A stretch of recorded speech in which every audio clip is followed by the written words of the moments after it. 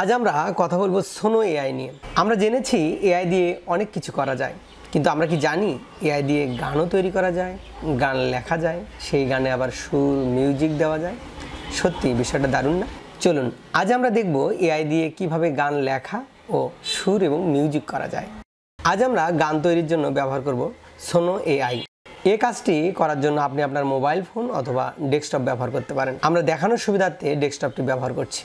এজন্য আমরা ক্রোম ব্রাউজারে সরাসরি চলে গেলাম। আমরা এখানে গুগলে গিয়ে লিখব সোনো এআই। উপরের দিকে দেখা যাচ্ছে সোনো এআই নামে একটি ওয়েবসাইট রয়েছে, এখানে আমরা ক্লিক করি। আমরা ডেস্কটপের বাম পাশে হোমের নিচে ক্রিয়েট যে অপশনটি দেখতে পাচ্ছি সেখানে আমরা ক্লিক করি। এখানে আমরা গানের কথা লিখতে পারি। আপনি আপনার ইচ্ছা মতো গানটি লিখতে পারেন অথবা সোনো এআই এর মাধ্যমেও লিখিয়ে নিতে পারেন। আমি আমার মতো করে লিখছি।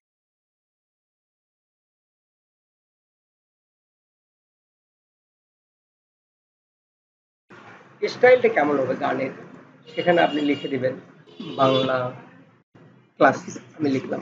এরপর আমরা ক্রিয়েটে ক্লিক করি।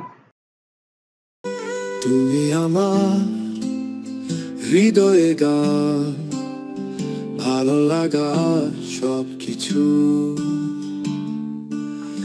তাই তো তুমি আছো হৃদয় গহীনে। এখানে হয়তোবা এই গানের সুর আপনার পছন্দ হয়নি, সেক্ষেত্রে আপনি দ্বিতীয় যে আরেকটি অংশ দেওয়া রয়েছে সেটি গানটি শুনে দেখতে পারেন। কিছু তাই তো তুমি আছো হৃদয় গহীনে, তুমি শুধু তুমি। এখানে আপনি কিন্তু চাইলেই তুমি চ্যাটজিপিটির মাধ্যমেও হৃদয়ের গান লিখতে ভালো পারেন। লাগার সবকিছু, তাই তো চ্যাটজিপিটিতে আমরা আগে আমরা একটি গহীনে, এরকম একটি ভিডিও তুমি দিয়েছি শুধু চ্যাটজিপিটি কিভাবে তুমি। ব্যবহার করতে হয়। যে গানটি আপনি ডাউনলোড করবেন সেই গানটি ডাউনলোড করার জন্য সেই গানের নিচে যে 3 ডট দেওয়া রয়েছে সেখানে ক্লিক করি। ক্লিক করলেই নিচের দিকে দেখেন ডাউনলোড যে অপশনটি রয়েছে ডাউনলোড।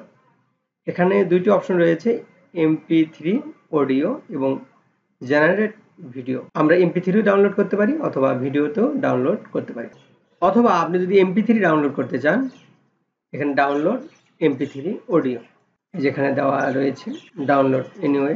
এখান থেকে আমরা ডাউনলোড হিস্টোরিতে গিয়ে আমরা দেখতে পারবো। এখন আমরা গানটি বাজিয়ে শুনতে পারি।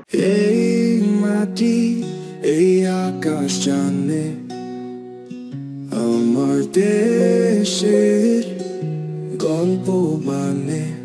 এতক্ষণ আমরা গান কিভাবে লিখতে হয়, গান কিভাবে সুর দিতে হয় এবং গান কিভাবে ক্রিয়েট করতে হয় অথবা চ্যাটজিপিটির সাহায্যে কিভাবে গান লিখতে হয় এবং সুর দিতে হয়, ভিডিও জেনারেট করতে হয়, সে বিষয়গুলো আমরা এতক্ষণ দেখলাম।